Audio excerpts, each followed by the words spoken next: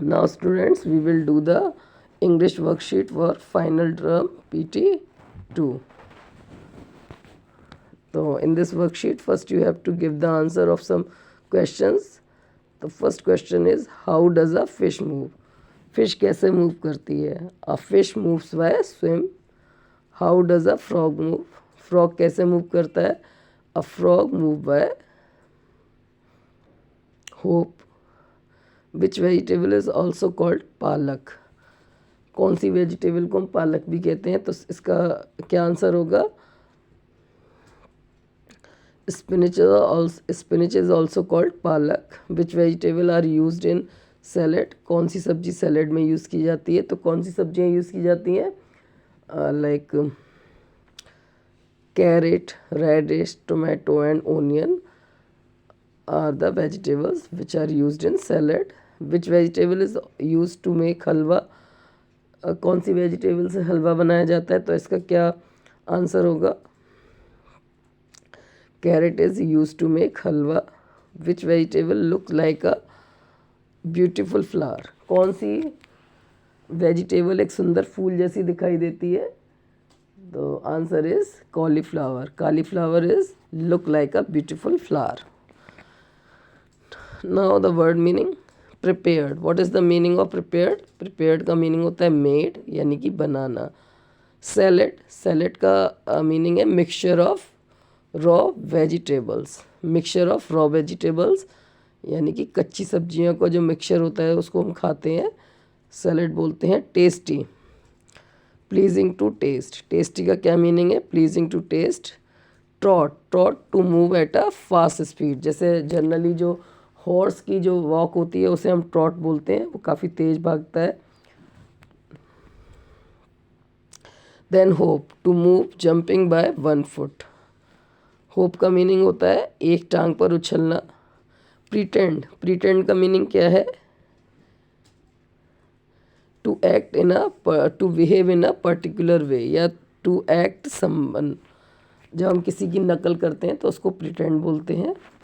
या फिर अगर हम किसी की नकल भी नहीं करते हैं लेकिन जो हम नहीं हैं वो हम दिखाना चाहते हैं या किसी खास तरीके से बिहेव करते हैं तो उसको प्रिटेंड कहा जाता है.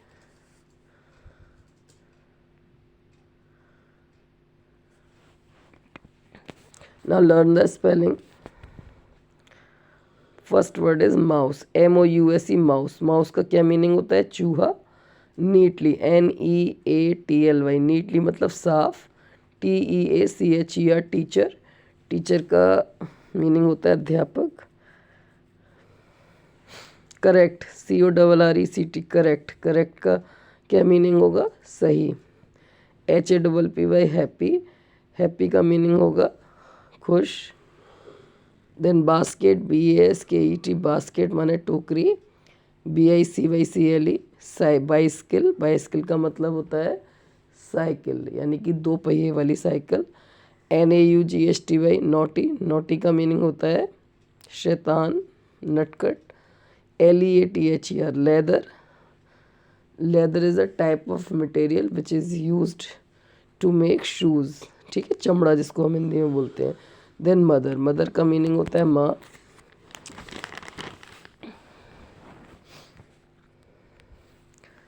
उसके बाद rewrite the given sentences correctly. हमें ये सेंटेंसेस इनको करेक्ट करके लिखना है. जैसे she M a girl.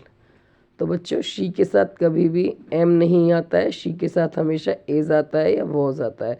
She is the girl. ठीक है. I is a player. आई के साथ बच्चों हमेशा एम आता है. ठीक है. आई के साथ हमेशा क्या आता है? एम आता है. तो क्या बनेगा इसका? I am a player. Then she is reading. Sorry, they is reading. तो दे के साथ कभी भी इज़ नहीं आता है. दे के साथ आर आता है या फिर वर आता है पास्ट में. और आई के साथ पास्ट में वॉज ही आता है. दे आर रीडिंग हो जाएगा. Then add ING with given words. तो बच्चों आपको दिमाग में रखना है जब भी आप किसी भी वर्ड के साथ ING यूज़ करते हैं तो अगर कॉन्सोनेंट के बाद बॉबल ई होता है तो हम ई को हटाकर आईएनजी लगाते हैं डायरेक्ट, जैसे COM ई हटा देंगे आईएनजी लग जाएगा। कमिंग, लुक में कुछ नहीं है तो हम लुक में as it is I N G add करेंगे। गिव में ई को हटाएंगे और फिर आईएनजी लगाएंगे, तो गिव का गिविंग, सिंग का singing.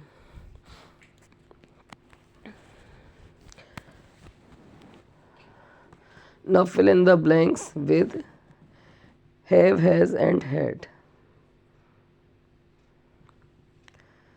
The boy dash a book. The boy has a book, क्योंकि यहाँ पे जो बॉय है वो सिंगुलर है तो सिंगुलर सब्जेक्ट के साथ हमेशा हैज़ आता है। और यहाँ पर कोई ऐसा वर्ड नहीं है जिससे हमें ये पता चल रहा हो पास्ट का है, इसलिए इसमें हैज़ आएगा। She dash a test last Friday, अब यहाँ पर लास्ट फ्राइडे यानी कि पिछले शुक्रवार को, तो इसलिए शी के साथ यहाँ पर हैड आएगा। You dash a blue shirt, you के साथ कोई पास्ट टेंस का कोई ऐसा इंडिकेट नहीं कर रहा है तो यू के साथ हैव आएगा, ठीक है। नाउ लर्न ऐसे माई बर्थडे। तो बच्चों यहाँ पर बर्थडे पार्टी का ऐसे है, it was my 8th birthday party yesterday. कल मेरी 8वीं बर्थडे पार्टी थी। I invited all my friends in my birthday party, मैंने अपने सभी दोस्तों को अपनी बर्थडे पार्टी में बुलाया। My mother cook tasty food for all of us, मेरी माँ ने हम सभी के लिए टेस्टी स्वादिष्ट भोजन बनाया। I blew the candles and cut the cake, मैंने मोमबत्तियाँ बुझाई और केक को काटा। आई गॉट मैनी गिफ्ट्स, मुझे बहुत सारे गिफ्ट्स भी मिले।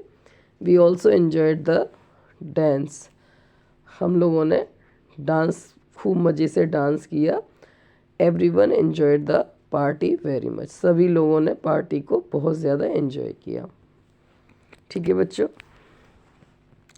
तो ये आपकी इंग्लिश की वर्कशीट हो गई और इसको आप याद करिए, अपनी कॉपी में पहले उतारिए, उसके बाद इसको याद करिए। Thank you.